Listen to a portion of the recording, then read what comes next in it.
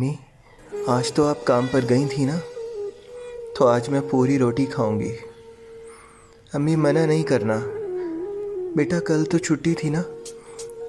آج میں گئی تھی لیکن صاحب لوگ مجھے کام تھپا کر پارٹی میں چلے گئے، تب ان سے پیسے نہیں مانگ سکی۔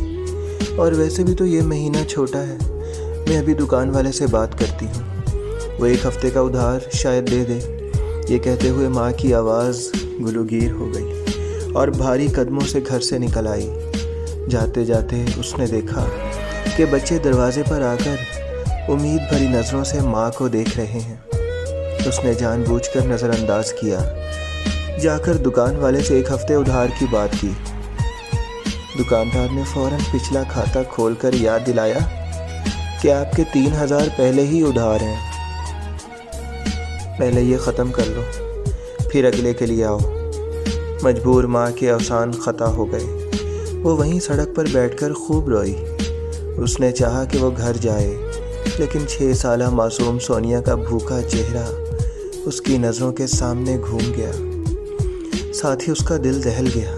لیکن وہ آواز دور سے آتی ٹرین کی وسل میں دب گئی۔